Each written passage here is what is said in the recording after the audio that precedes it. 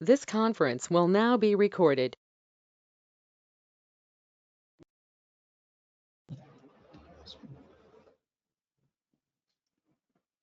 Good morning, everyone. Today's topic is rheumatoid arthritis. I'm Sundeep, and I'm going to explain the topic rheumatoid arthritis.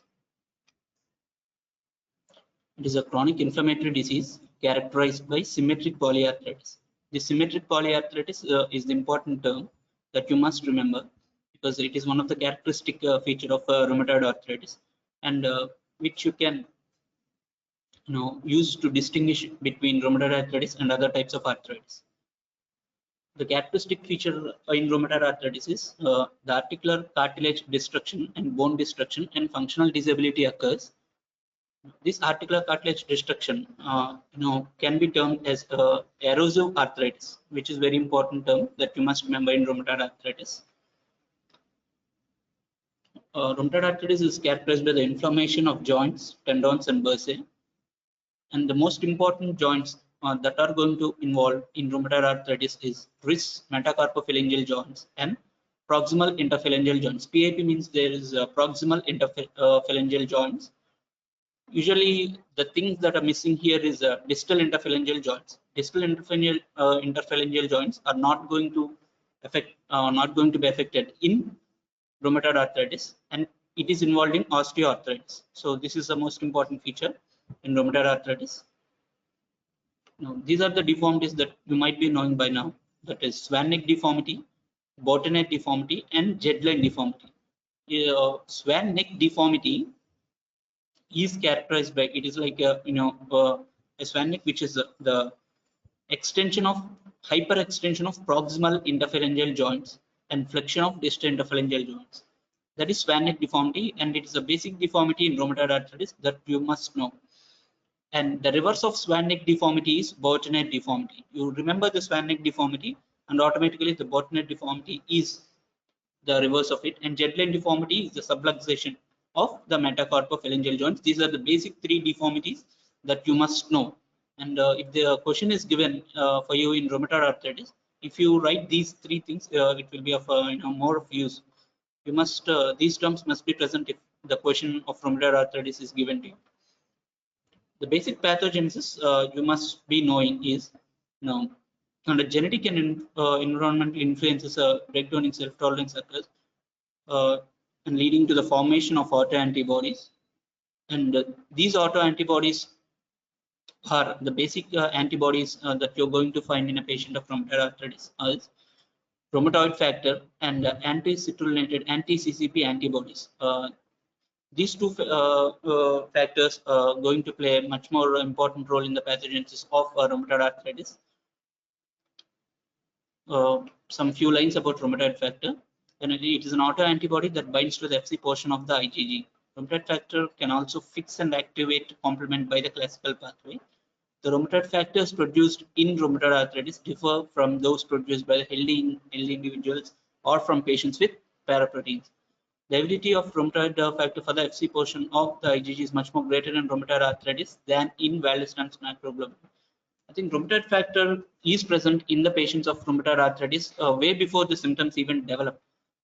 It can be even present in other situations other than rheumatoid arthritis. It is not specific for rheumatoid arthritis, but you have to, if you suspect rheumatoid arthritis, you have to check rheumatoid factor just for screening purpose. Anti-citrullinated antibodies, anti-CCP antibodies, it is very specific. It is one of the diagnostic criteria for the rheumatoid arthritis. It is very important. Anti-CCP antibodies are almost relatively specific for rheumatoid arthritis. And few lines about anti-citrullinated antibodies, anti-CCP antibodies.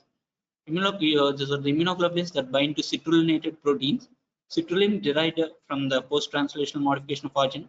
You might not be, knowing this, but if you write them in any, if the question is given to you, it would have been the added benefit actually. And like rheumatoid factor, it also can activate classical and alternate complement pathways. IgE anti-citrullinated antibodies from patients with rheumatoid arthritis can sensitize basophils and mast cells to degranulate. And other than anti-citrullinated antibodies, the other things that can be present, you can see the sensitivity and specificity markers, anti-MCV, anti-CCP, both of them, or IgM rheumatoid factor. I think IgM rheumatoid factor is what we usually check in the patients in the OPDs, or in general, the IgM rheumatoid factor and anti-citrullinated antibodies, anti-CCP, we are going to check. Anti-MCV, we don't usually check here. And the basic pathogenesis. The CD4 cells binds to the invariant sites of MHC, means microhistocompatibility 2, with the shared epitope.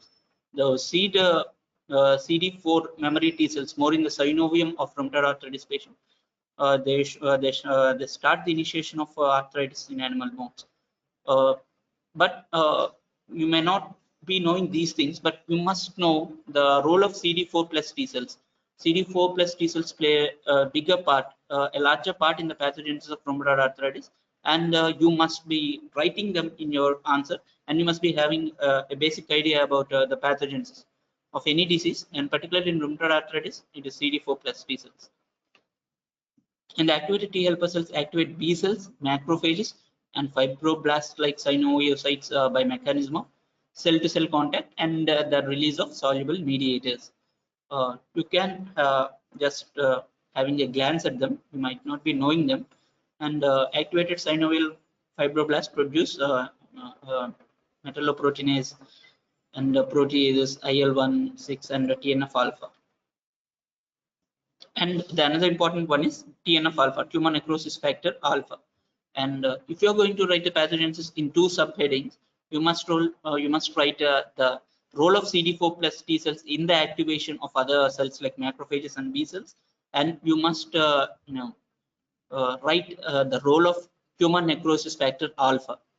It upregulates the adhesion molecules on endothelial cells, influx of leukocytes into the synovium, activates synovial fibroblasts, stimulates angiogenesis, and promotes pain receptor sensitizing pathways. It drives the osteoclastogenesis. As I said, this is the second most important factor.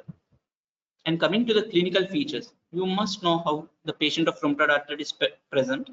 And if the patient patient gets presented to you, you must you must at least have a idea of what are the investigations that you should send, and of course what are the specific clinical features that are present in the patient of rheumatoid arthritis. It is seen, it is insidious in onset. It is seen in 55 to 65% of the cases, usually present in the age group of 20 to 60 years. And initially it may present with asymmetric, but you must remember the rheumatoid arthritis as the symmetric arthritis, because very soon it's going to have the symmetric involvement, often with increased symmetry developing later in the disease. The reason for the symmetry of the joint involvement compared with other forms of arthritis is unknown. The morning stiffness is a cardinal sign of inflammatory arthritis that can appear even before pain and may be related to the accumulation of edema fluid within the inflamed tissues during the sleep. Morning stiffness means the stiffness of the joints presenting whenever we get up, even present for minimum of 1 hour. It's not just like sometimes it even happens like 5 to 10 minutes. It's not like that. The stiffness happens to be present for minimum of 1 hour, and it is one of the cardinal symptoms of inflammatory arthritis. As you know, that rheumatoid arthritis is a chronic inflammatory arthritis, and you must remember that is a symmetric presentation of rheumatoid arthritis, and you must also remember that it is an erosive arthritis. A subtle early change in rheumatoid arthritis is the development of muscle atrophy around affected joints. Muscle efficiency and strength become diminished. And depression and anxiety can accentuate symptoms. Small significant weight loss is common and reflects the catabolic effects of cytokines. And some patients may present with 8 to 10, 15% of patients may present with acute onset of symptoms with peak in a few days. It is very difficult to diagnose, because there are many other differential diagnoses that were usually present. But you have to remember it is a symmetric arthritis. And these are some patterns. A palindromic pattern usually begins with the pain in one joint or in periarticular tissues. Symptoms worsen for several hours to a few days and are associated with swelling and erythema. Then in reverse sequence, symptoms resolve, leaving no residual. Half of the patients with palindromic rheumatism go on to develop rheumatoid arthritis, particularly those with HLA-DR4. Arthritis robustus. It is one of the subset of rheumatoid arthritis. Most patients are men whose disease is characterized by proliferative synovitis, often with deformity, which seems to cause little pain and even less disability. Patients invariably keep working, often at the physical level. Periarticular osteopenia is unusual.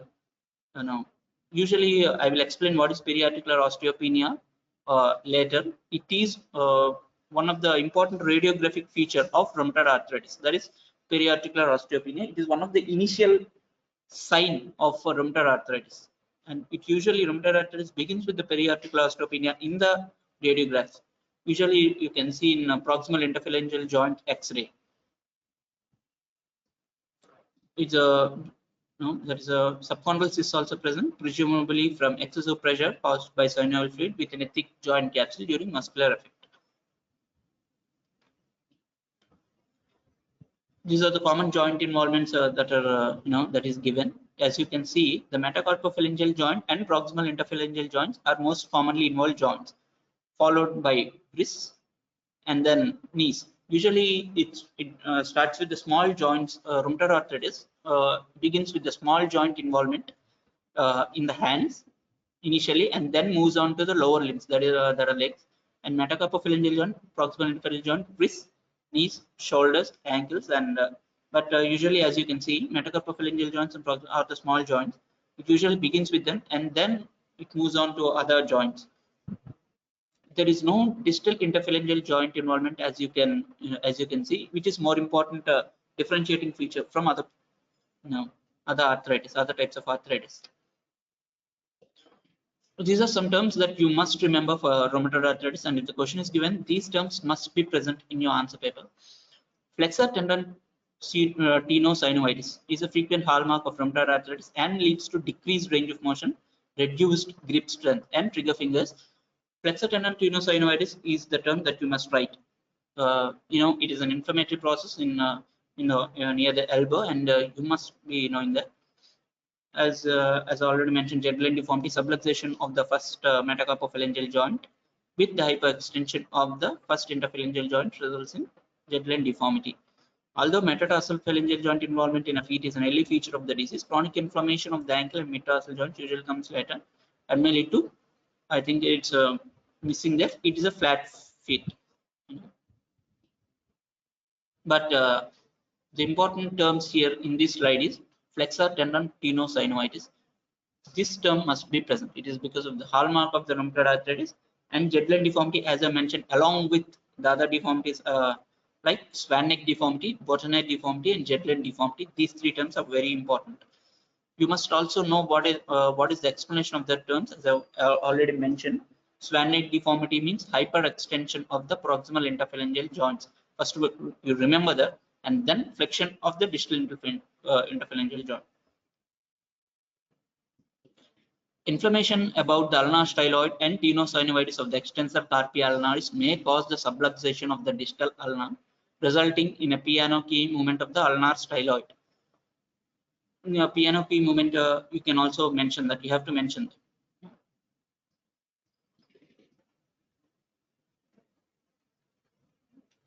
Atlanto-axial involvement of the cervical spine. As you can see, that was there. It is a it appears late. It may develop lately, but it's one of the important feature of rheumatoid arthritis. Along with the peripheral skeleton, the central skeleton that is involved in atlanto-axial involvement in the cervical spine is clinically noteworthy because of its potential to cause compressive myelopathy and neurologic dysfunction. What happens in compressive myelopathy? If this is the first and second vertebrae, as you know, the atlas and the atlas and axis. So if that is involved in rheumatoid arthritis, it can lead to the nerves. As you can know, the nerves pass through them, through the medulla oblongata into the cervical spine and goes down. If there is any involvement of atlanto-axial if there is any erosion of the bone, it compresses the nerves that are in the spinal cord. It is called compressive myelopathy, and depending upon the nerves, you can develop the many other features, like the pain in the shoulder, pain in the upper limbs, and pain in the back of the neck. These are the things that are associated with compressive myelopathy, and sometimes neurologic dysfunction, which are called the tingling, numbness, and like that. Neurological manifestations may evolve over time with the progressive instability of C1 and C2. The prevalence of atlantoaxial subluxation has been declining in recent years and occurs in less than 10% of the patients because of the treatment modalities that have been developed to modify the disease progression or to decrease the disease progression. But you must know that atlantoaxial involvement is going to happen in rheumatoid arthritis. And till now we have dealt about the articular manifestations, as you might have known, as I already explained. Proximal endophalangeal joints, distal metacarpophalangeal joints are involved. DAP, distal phalangeal joints, are not involved in rheumatoid arthritis. Now coming to the extra articular manifestations, this is very important. I think it is one of the subset of the question, and it can be asked as one essay question as well. It's very important usually, even after passing the MBBS. These things, commonly, usually the rheumatoid arthritis patient present to the OPD with these manifestations as well. You must have know. And one thing I've already said is cervical myelopathy.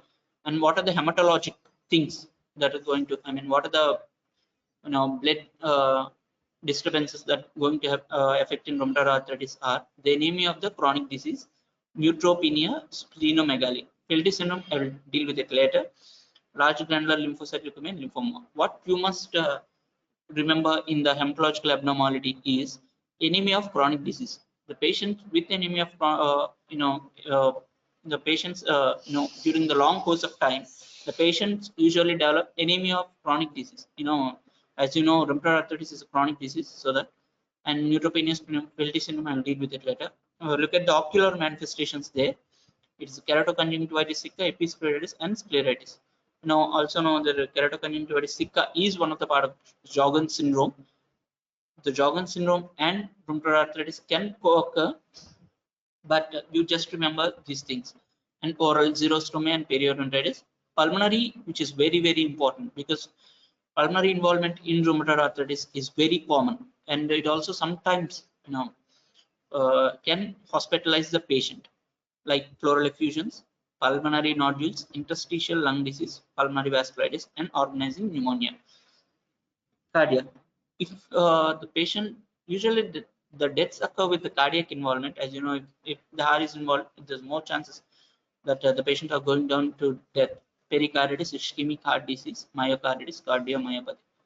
Renal membranous nephropathy, secondary amyloidosis, hypohydrogenism. I think you can take the picture of it, and you must go through 2 or 3 times, and as it is very important in GA vasculitis and skeletal osteoporosis.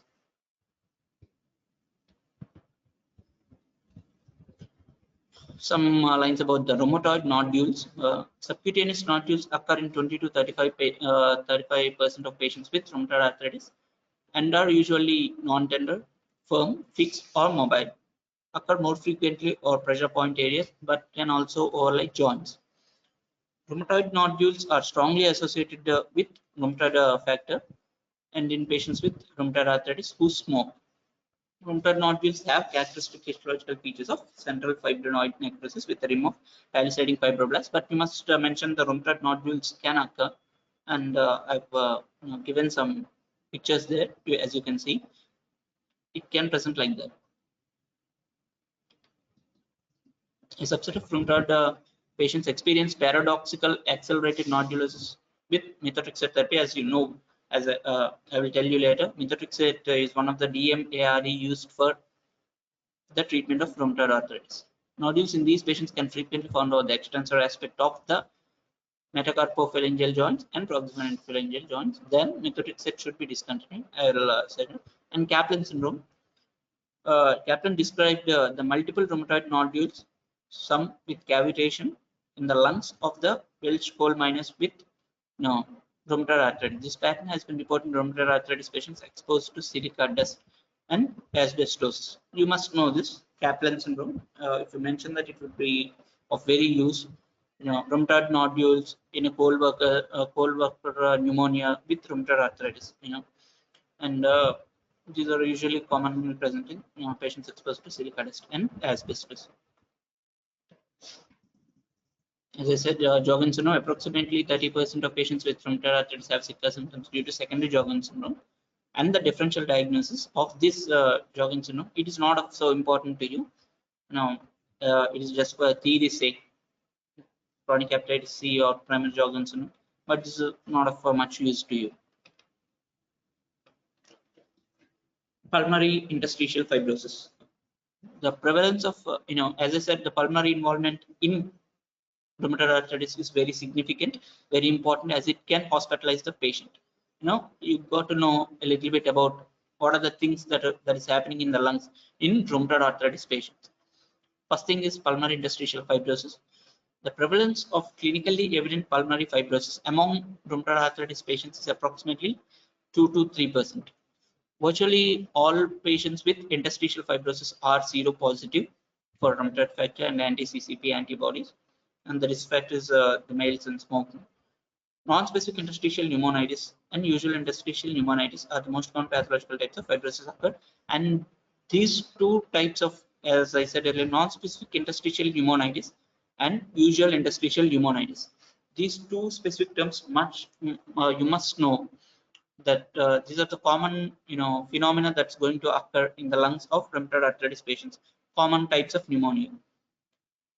NSIP, that is non-specific interstitial pneumonitis, has a uniform distribution on plain radiograph and a ground glass appearance on HRCT. It is one of the important ground glass appearance on HRCT is seen in non-specific interstitial pneumonitis. Usual interstitial pneumonitis have a more basilar distribution of fibrosis, and the HRCT shows honeycomb pattern and traction bronchiectasis. This slide is very important as it gives what are the patterns in HRCT. As you see in NSIP, there is non-specific interstitial pneumonitis. You can see the ground glass appearance, and in usual interstitial pneumonitis, you can see the honeycombing pattern and traction bronchiectasis. Non-specific interstitial pneumonitis is often responsive to glucocorticoids, but there are no current treatments capable of halting the progression of usual interstitial pneumonitis. Trial of oral prednisolone. Prednisolone is a glucocorticoid, regardless of whether the pathology. Prednisolone is then tapered in accordance with the clinical picture. But you must know that NSIP responds to glucocorticoids. That's the main thing there. Patients with pre-existing interstitial lung disease may be at the increased risk for methotrexate-induced pneumonitis. No. But what are the important things here that you must know is the non-specific interstitial pneumonitis and usual interstitial pneumonitis are going to present in some of the patients of rheumatoid arthritis, and we have to treat them with the glucocorticoids if we find the necessary findings in HRCT. Like as I've already mentioned, the ground glass opacities in NSIP and traction bronchiectasis and honeycombing pattern in usual interstitial pneumonitis. I think that these terms are very important. You must mention them. Other pulmonary manifestations, cryptogenic organizing pneumonia produces a characteristic pattern of multiple patches of consolidation in the subpleural areas on HRCT. You remember the name cryptogenic organizing pneumonia. Additional pulmonary complications of rheumatoid arthritis include bronchiectasis, bronchiolitis obliterans, which is rare actually, and pulmonary hypertension. You just remember these terms, and if possible, mention when a question is given to you. Pleural involvement. Pleurisy or pleural effusion or both can be initial manifestations of rheumatoid arthritis preceding the onset of articular disease. This occurs in approximately 1 to 3% of patients, most of whom are male. Analysis of pleural fluid is necessary to exclude malignancy, bacterial empyema, and infections with Mycobacterium tuberculosis. As you know, the pleural fluid, there are two types, exudate and transudate. Usually in rheumatoid arthritis, you find the exudative type of thing. Usually translate is found in other failures. It is dealt more in the pleural effusion thing, but you must know that analysis of pleural fluid is necessary to exclude these malignancy types and all that. Rheumatoid pleural fluid is exudative and characterized by extremely low level of pleural fluid glucose, with the result frequently approaching zero. It is very important. The pleural fluid glucose is very low in rheumatoid pleural fluid. In patients with rheumatoid arthritis, in pleural effusion, it is exudative and the pleural fluid glucose is very low. Low glucose is secondary to a defect in glucose transport across the pleural membrane. What you must remember is the pleural effusion is going to happen commonly in rheumatoid arthritis. Rheumatoid pleuritis consists of moderate to high, I think there is a mistake there. I think it responds to rheumatoid pleuritis responds to moderate to high dose prednisolone tapered in accordance with the clinical response. Pleurisis or decortication may be required in unresponsive cases. That's not, but I think prednisolone is the thing that you give to pleural effusion. And if the pleural effusion is very high, when the fluid is very more, you can do, you can take off the fluid. Cardiac involvement. Risk of premature death in rheumatoid arthritis is largely due to the increased incidence of cardiovascular disease, primarily myocardial infarction and congestive heart failure. As I already said, if the heart is involved, then usually there is high chances of death. It is reported in 70% of the patients with nodular disease and 40% of those with the non-nodular RA. The most frequent site of cardiac involvement in rheumatoid arthritis is the pericardium. Clinical manifestations of pericarditis occur in less than 10% of the patients with rheumatoid arthritis, despite the fact that pericardial involvement may be detected in nearly one half of these patients by echocardiogram or autopsy studies.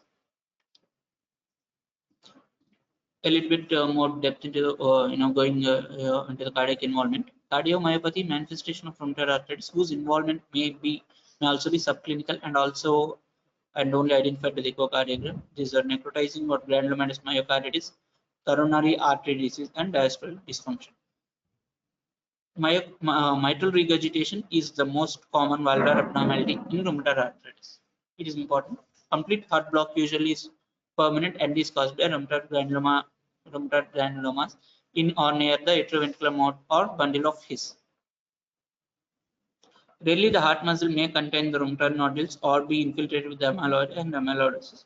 The most important things here are the mitral regurgitation is important, and the previous slide we must mention that the cardiac involvement, the ischemic heart disease, and all the heart failure may cause a premature death.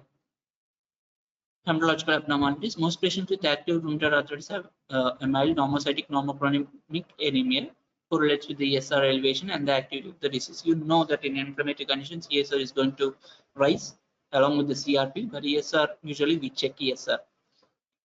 A useful guide is that 3/4 of the rheumatoid patients with anemia have the anemia of chronic disease, whereas 1/4 respond to iron therapy. Patients in both groups may have superimposed vitamin B12 or folate deficiency. Thrombocytosis relationship has been noted between thrombocytosis and extraarterial manifestation of rheumatoid arthritis. It is very important now. Felty syndrome, we must mention it in rheumatoid arthritis. It develops in patients with long-standing erosive rheumatoid arthritis who are seropositive for rheumatoid factor and have anti-CCP antibodies. Patients with Felty syndrome have synovitis that appears bland and burner. The hallmark of the syndrome are leukopenia, neutropenia, and splenomegaly. About 1/3 of the patients have rheumatoid vasculitis with necrotic leg ulcers. Some are positive for PCNA, PANCA, anti-myeloperoxidase antibodies. Rarely, fibrosis develops in hepatic portogystome, which leads to portal hypertension, esophageal varices, angiosplenomegaly, and ascites.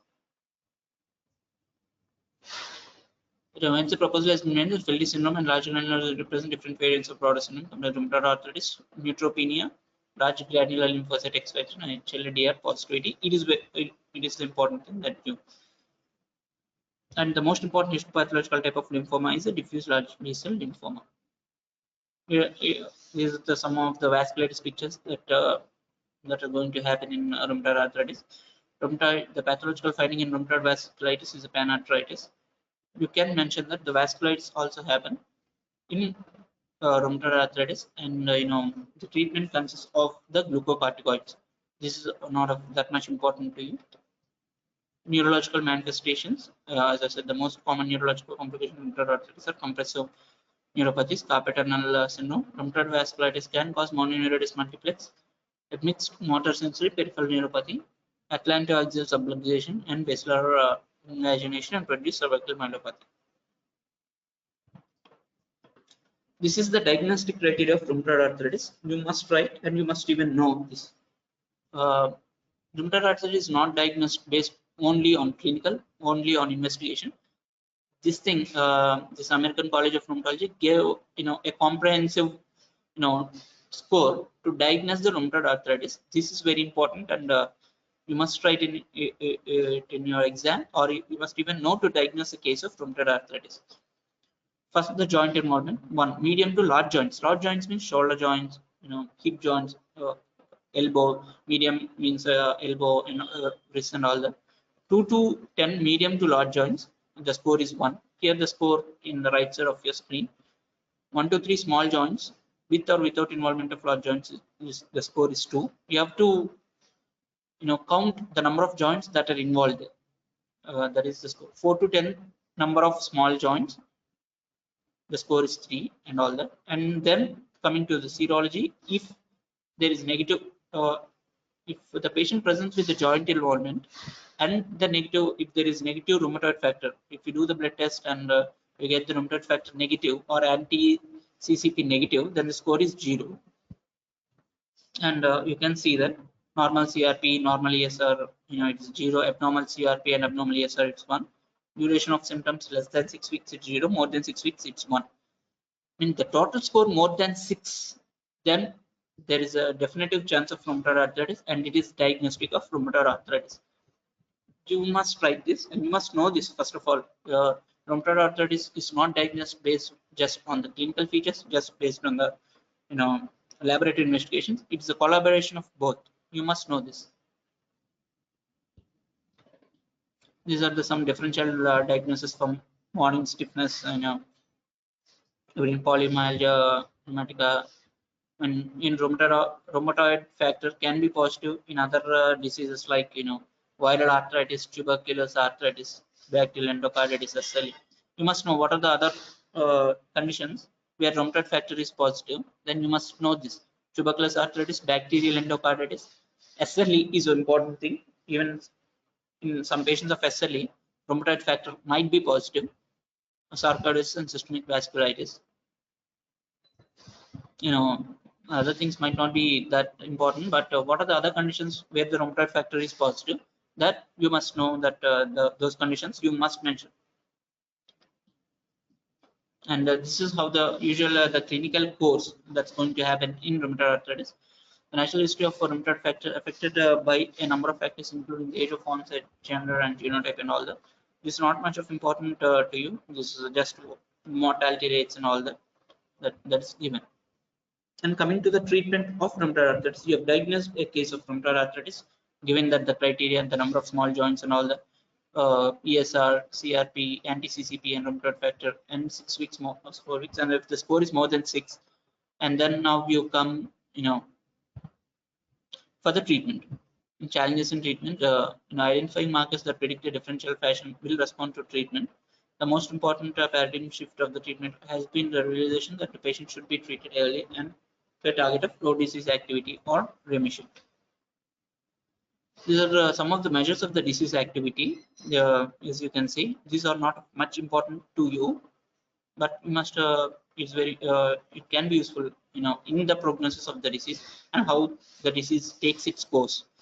DES, disease activity score. SDI, simplified disease activity index, and all that you can know. You can take a picture of it. It might be useful for the theory purpose. This is the continuation of that. How you take the clinical disease activity index and all that. Not much important to you. And after giving the treatment, whether to know the patient is responding or not, you take these things. At any point of time, patient must satisfy, like tender joint count must be less than 1, swollen joint count less than or equal to 1, CRP, C-reactive protein less than or equal to 1 milligram per year, patient global assessment less than or equal to 1. Or at any point of time, patient must have SDAI score less than or equal. I think the upper thing is more important, tender joint count, swollen joint count, C-reactive protein. You must know this. Basically, normal drugs that are used in rheumatoid arthritis have given that in an, in tab, in a table.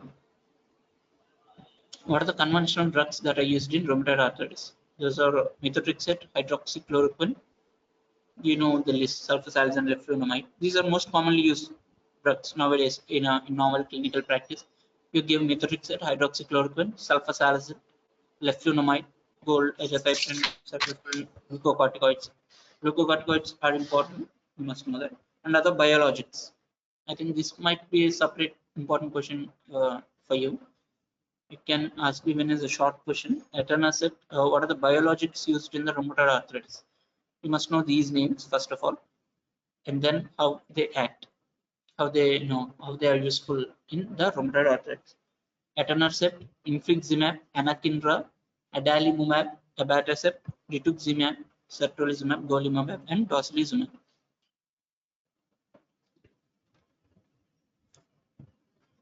DMARDs. The definition of DMARD is one that has the ability to change the course of the rheumatoid arthritis. DMARD is shown not only the ability to change the clinical course of the disease, but also the ability to decrease or halt the radiographic progression. These are the disease-modifying anti-rheumatoid drugs. The conventional DMARDs in current use are methotrexate, sulfasalazine, hydroxychloroquine, leflunomide, and minocycline. You must know this. These are the basics of the treatment of rheumatoid arthritis. You must know these drug names: methotrexate, sulfasalazine, hydroxychloroquine, and leflunomide. These medications take 2 to 6 months to reach the maximal effect. Therefore, other measures such as low dose glucocorticoid therapy may be needed to control the disease while these medications show their effect. So when the patient presents with acute rheumatoid arthritis, the patient is having very swollen and tender joints and all the other kinds of things. The patient is having the unbearable pain. Then we must you must start with the glucocorticoid therapy as it takes effect in just few days, in a few hours even, and then you start adding those methotrexate, sulfasalazine, hydroxychloroquine, and leflunomide so that they take effect. They take time to take effect, and ultimately the glucocorticoids are tapered, means they are stopped gradually. The choice of synthetic DMARD depends on the activity of the disease, comorbid conditions, concerns about toxicity, and the monitoring issues. Some lines about the methotrexate. It is administered as a single dose once a week, never on a daily basis. The typical starting dose is you must know that it is only a single dose once a week or maximally 2 times, but usually it is given only once a week. The typical starting dose is 7.5 mg orally once a week. The dose then is increased to by 2.5 mg. You must know that the basic dose of methotrexate is 7.5 mg given once a week. Whenever we are giving methotrexate, we must also give along with the methotrexate the folic acid tablets. Those tablets have to be given twice a week. What are the contraindications to methotrexate? Pre-existing liver disease, infection with hepatitis B or C, ongoing alcohol use, and renal impairment. I mean, the mechanism of action is not that much of important to you, but you must know that methotrexate is one of the DMARD is given. And basic thing that you can know is it is having the anti-inflammatory and anti-proliferative effect.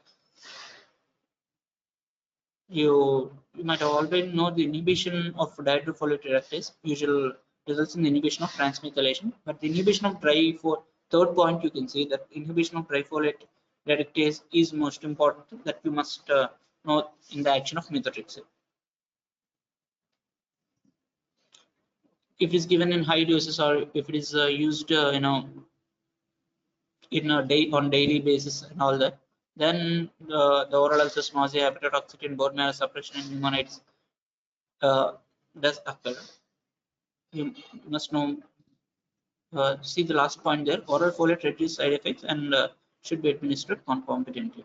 So folate must be given along with the methotrexate.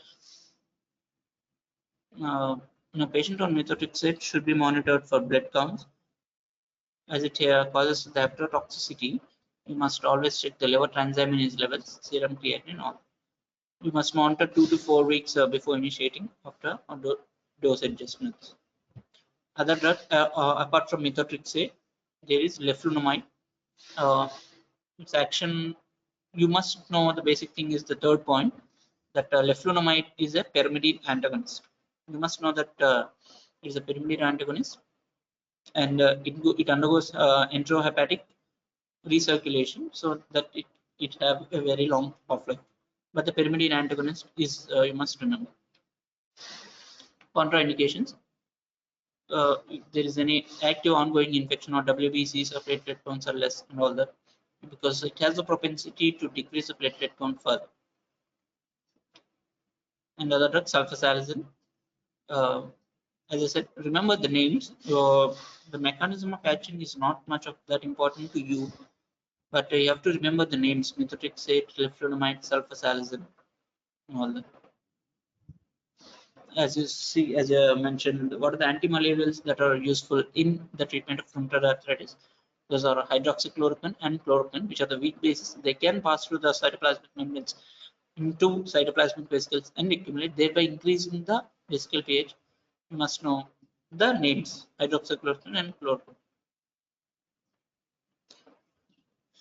Now, for chloroquine, you must know that there is a serial retinal toxicity that you must know, and annual ophthalmologic screening is warranted after initiation of treatment of more than 5 years. Glucocorticoids, as I said, it's the initial treatment. You have to start with the glucocorticoid. This is not that necessary for you, but you must know the name that glucocorticoids are started, and then methotrexate, leflunomide, sulfasalazine, hydroxychloroquine were added accordingly. This is a basic thing how you give the prednisolone, which is a glucocorticoid. Some high doses, low doses, and medium doses, as you can see that on the screen. But all those effects, if you want to know, you can take the picture of it. Just the mechanism function of glucocorticoids, as it is a separate question actually that can be given. So it has anti-inflammatory effect, pain, swelling, and stiffness, physical disability, and all those going to decrease. But its side effects, as I already mentioned, weight gain, obesity, fluid retention, edema, and Cushing's syndrome. These are the side. You can take the picture of it, so that if any question is given on glucocorticoids, you can add these things. As glucocorticoids are used in many other conditions as well, you have to know the basic adverse effects of the glucocorticoids. As I mentioned there, weight gain and obesity are one of the most important adverse effects of glucocorticoids, and development of Cushing's syndrome. Osteoporosis is one of the important side effects in bone related thing of glucocorticoids, so that the bones become fragile, and the patients are prone to easy fractures, hirsutism, cataract, and all those things. In general, normal, not only for rheumatoid arthritis. Whenever glucocorticoids are used, these are the side effects that are expected. And it is given as how to use glucocorticoids. As in the second point, it can be used as 1 to 2 week burst for the management of acute disease flares. Osteoporosis ranks as important or long-term important complication of chronic prednisolone therapy. You must know that osteoporosis is one of the important side effects of glucocorticoids. Biologics, as I already said, one is the TNF-alpha inhibitors, one is infliximab. You must just know the names. Infliximab is one of the TNF-alpha inhibitor.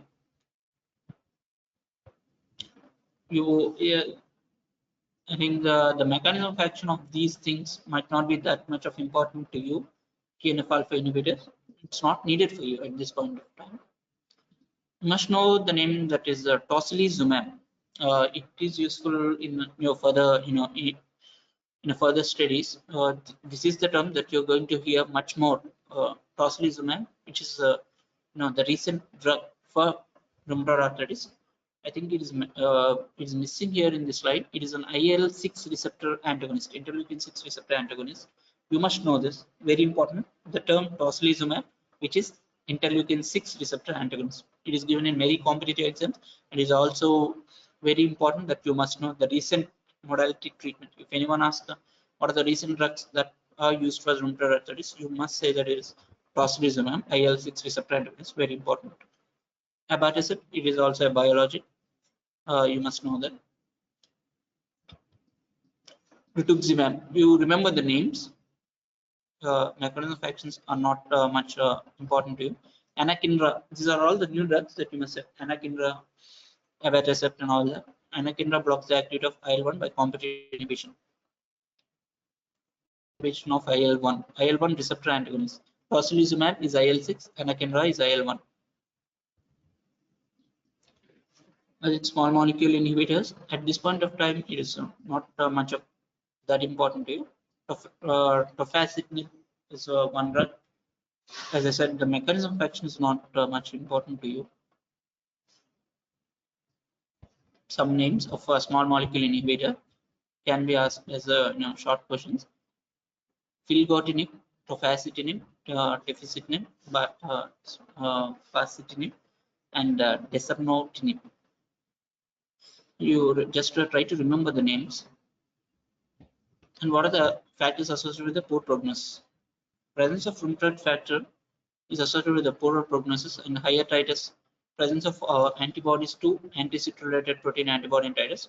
Presence of shared epitope and the number of copies. And that you just try to remember these things. Female gender is associated with poor prognosis usually in obese patients and all. But most important thing that you must remember is presence of anti-CCP antibody and its titer. That means the high titers, it's associated with poor prognosis, or like rheumatoid factor and anti-CCP are the most important things. As I said earlier, I mean, how to start and how to use that. First, starting with the DMR demonotherapy and then with the double therapy and all that. That might not be that useful now, but we have to start with the one drug methotrexate and then usually gradually move on to methotrexate plus sulfasalazine or methotrexate plus hydroxychloroquine depending upon the patient's response. The same thing that is given here. These are the trials on the methotrexate, which may not be that useful. Thank you. The most important things that you must remember is what are the articular manifestations and what are the skeletal deformities that are present in rheumatoid arthritis. As I said, swan neck deformity, bottom-neck deformity, and jet line deformity. These are the three basic articular deformities that you must remember in rheumatoid arthritis. And the criteria, as I've said, in a thing, number of small joints and its score. I think 1 to 3 small joints, 3 to 10 small joints, and all that, along with the number of weeks less than 6 weeks and presence of anti-CCP antibodies. And then the treatment part is very important. The DMARDs and the biologics. You read them separately, as rheumatoid arthritis is a very important topic. You must know each and everything of it. What are the articular manifestations? What are the extra articular manifestations? And what are the treatment modalities? And also just not knowing that methotrexate and sulfasalazine like that. What are the DMARDs treatments? And what are the biologic treatments? You have to read them separately, and each one, even the use of glucocorticoids in rheumatoid arthritis is also an important question. So each term, I think you have to go deep into each and every topic and read them. Thank you.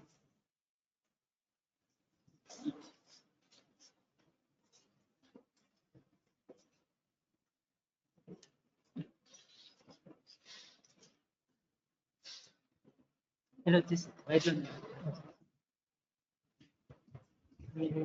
have a what Monday